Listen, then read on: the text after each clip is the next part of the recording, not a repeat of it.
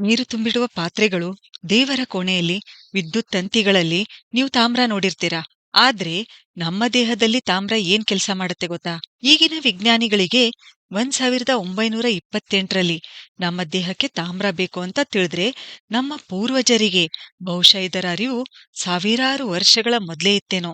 ಅದಕ್ಕೆ ತಾಮ್ರದ ಕೊಡದಲ್ಲಿ ನೀರ್ ತುಂಬಿಡ್ತಾ ಇದ್ರು. ಕೆರೆಗಳಲ್ಲಿ, ನದಿಗಳಲ್ಲಿ ತಾಮ್ರದ ನಾಣ್ಯಗಳನ್ನು ಹಾಕ್ತಾ ಇದ್ರು. ಹಾಗಾದ್ರೆ ಈ ತಾಮ್ರ ನಮ್ಮ ದೇಹದಲ್ಲಿ ಏನ್ ಮಾಡುತ್ತೆ? ನಮ್ ದೇಹಕ್ಕೆ ಇದು ಸ್ವಲ್ಪ ಪ್ರಮಾಣದಲ್ಲಿ ಬೇಕಾಗ್ತಕ್ಕಂಥ ಲೋಹ, ಮತ್ತು ಇದು ನಮ್ಮ ದೇಹದಲ್ಲಿ ಸುಮಾರು 75 ಮಿಲಿಗ್ರಾಂನಿಂದ 150 ಮಿಲಿಗ್ರಾಂನಷ್ಟು ಇರುತ್ತೆ. ವಯಸ್ಕರರಿಗೆ ದಿನಕ್ಕೆ 1.3 ಮಿಲಿಗ್ರಾಂನಿಂದ 1.6 ಮಿಲಿಗ್ರಾಂನಷ್ಟು ಬೇಕಾಗುತ್ತೆ. ಆದ್ರೆ ಇದು 5 ಮಿಲಿಗ್ರಾಂಕ್ಕಿಂತ ಹೆಚ್ಚು ಸೇವಿಸಬಾರದು. ಅದಕ್ಕೆ ತಾಮ್ರದ ಸಪ್ಲಿಮೆಂಟ್ಸ್ ಹೆಚ್ಚು ಲಭ್ಯವಿರೋದಿಲ್ಲ. ಆದ್ರೆ ನಮ್ಮ ಆಹಾರ ಪದಾರ್ಥಗಳಲ್ಲಿ, ಕುಡಿಯುವ ನೀರಿನಲ್ಲಿ ಇದು ಕಂಡುಬರುತ್ತೆ. ನಮ್ಮ ದೇಹದಲ್ಲಿ ಇದು ಮಿದುಳು, ಹೃದಯ, ಲಿವರ್, ಮೂತ್ರಜನಕಾಂಗ, ಕೂದಲು ಇವುಗಳಲ್ಲಿ ಹೆಚ್ಚಿನ ಪ್ರಮಾಣದಲ್ಲಿ ಕಂಡುಬರುತ್ತೆ. ನಮ್ ದೇಹದಲ್ಲಿ 12 ಕಿಣ್ವಗಳಿಗೆ ತಾಮ್ರ ಅಗತ್ಯ. ಇವುಗಳಲ್ಲಿ ಸೆರುಲು ಪ್ಲಾಸ್ಮಿನ್ ಎಂಬ ಕಿಣ್ವ ನಮ್ಮ ರಕ್ತದಲ್ಲಿರುತ್ತೆ. ಇದು ಕಬ್ಬಿಣಾಂಶವನ್ನು ಸರಿಯಾದ ರೂಪದಲ್ಲಿ ಹಿಮೋಗ್ಲೋಬಿನ್ ತಯಾರಿಸುವ ಅಂಗಾಂಶಗಳಿಗೆ ಸಾಗಿಸುವಲ್ಲಿ ಮುಖ್ಯವಾದ ಪಾತ್ರ ನಿರ್ವಹಿಸುತ್ತದೆ. ಅಂದ್ರೆ ಕೆಂಪು ರಕ್ತ ಕಣಗಳು ಹೆಚ್ಚಾಗಲು ಸಹಾಯ ಮಾಡುತ್ತೆ. ಅನೀಮಿಯಾ ಅಂದ್ರೆ ನಾವು ಏನ್ ತಿಳಿದುಕೊಳ್ತೀವಿ? ಕಬ್ಬಿಣಾಂಶದ ಕೊರತೆ ಅಂತ. ಆದ್ರೆ ನಿಮಗ್ ಗೊತ್ತಾ, ತಾಮ್ರದ ಕೊರತೆ ಆದ್ರೂ ಅನಿಮಿಯಾ ಆಗುತ್ತೆ. ಅದು ಹೇಗೆ ಅಂದ್ರೆ, ಕಬ್ಬಿಣ ನಮ್ಮ ಕರುಳಿನಲ್ಲಿ ಹೀರಿಕೆ ಆಗ್ಬೇಕಾದ್ರೆ ತಾಮ್ರ ಸಹಾಯ ಮಾಡುತ್ತೆ. ಅಷ್ಟೇ ಅಲ್ಲ, ನಮ್ಮ ದೇಹ ಶಕ್ತಿ ಉತ್ಪಾದಿಸಲು ಕೂಡ ಈ ತಾಮ್ರ ಸಹಾಯ ಮಾಡುತ್ತೆ. ತಾಮ್ರವು ನಮ್ಮ ದೇಹದಲ್ಲಿ ವಾತ, ಪಿತ್ತ, ಕಫ ಈ 3 ದೋಷಗಳನ್ನು ಬ್ಯಾಲೆನ್ಸ್ ಮಾಡುತ್ತೆ.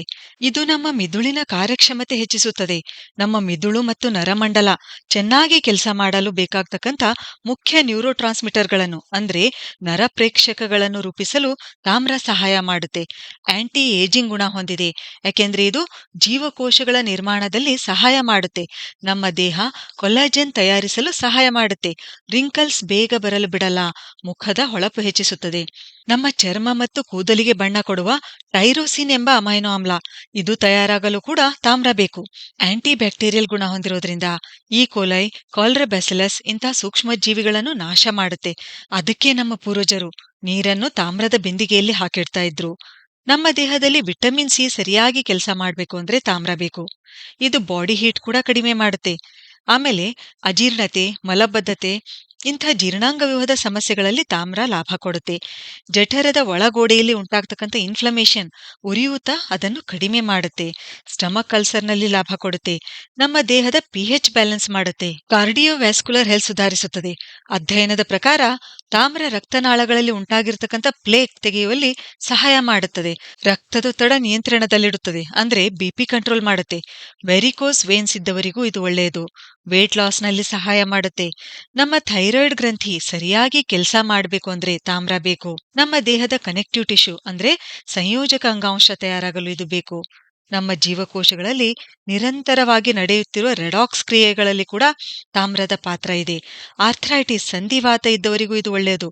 ಅದಕ್ಕೆ ತಾಮ್ರದ ಉಂಗುರ, ಬಳೆ ಧರಿಸುತ್ತಾರೆ. ತಾಮ್ರದ ಅಸಮತೋಲನ ಅಲ್ಝೀಮರ್ಸ್ ಕಾಯಿಲೆಗೂ ಸಂಬಂಧಿಸಿದೆ. ತಾಮ್ರದ ಕೊರತೆ ಆದ್ರೆ ಅಜೀರ್ಣತೆ, ಉಸಿರಾಟದ ತೊಂದರೆ, ಆಯಾಸ ಹೀಗೆ ಇನ್ನೂ ಅನೇಕ ಸಮಸ್ಯೆಗಳು ಉಂಟಾಗುತ್ತವೆ.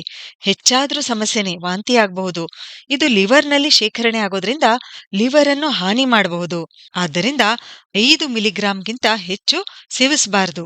ಅದಕ್ಕೆ ಯಾವುದೇ ರೀತಿಯ ತಾಮ್ರದ ಸಪ್ಲಿಮೆಂಟ್ಸ್ಗಳನ್ನು ತೆಗೆದುಕೊಳ್ಳುವ ಅಗತ್ಯವಿಲ್ಲ. ತಾಮ್ರದ ಪಾತ್ರೆಯಲ್ಲಿ 8 ರಿಂದ 12 ಗಂಟೆ ಶೇಖರಿಸಿಟ್ಟಿರ್ತಕ್ಕಂಥ ನೀರು ಅಂದ್ರೆ ಕಾಪರ್ ಚಾರ್ಜ್ಡ್ ವಾಟರ್ ಅಂತ ಹೇಳ್ತೀವಿ, ಅದನ್ನು ಕುಡಿದ್ರೆ ಸಾಕು. ಇನ್ನು ವಿಳ್ಳೆದೆಲೆ, ಅಡಿಕೆ, ಗೋಡಂಬಿ, ಸೂರ್ಯಕಾಂತಿ ಬೀಜ, ಒಣ ಕೊಬ್ಬರಿ, ಬಟಾಣಿ, ಈರುಳ್ಳಿ, ಸಾಸಿವೆ, ಹಸಿರು ತರಕಾರಿಯಲ್ಲಿ ಹೀಗೆ ಇನ್ನು ಹಲವಾರು ಆಹಾರ ಪದಾರ್ಥಗಳಲ್ಲಿ ತಾಮ್ರ ಕಂಡುಬರುತ್ತೆ. ಹೀಗೆ ಇವುಗಳಿಂದ ನಮ್ಮ ದೇಹಕ್ಕೆ ಬೇಕಾಗಿರ್ತಕ್ಕಂಥ ತಾಮ್ರ ನಾವು ಪಡೆದುಕೊಳ್ಳಬಹುದು. ಸರಿ, ಹಾಗಾದ್ರೆ ಮುಂದಿನ ವಿಡಿಯೋದಲ್ಲಿ ಮತ್ತೊಂದು ಉಪಯುಕ್ತವಾದ ಮಾಹಿತಿಯೊಂದಿಗೆ ಭೇಟಿಯಾಗೋಣ. ಧನ್ಯವಾದಗಳು.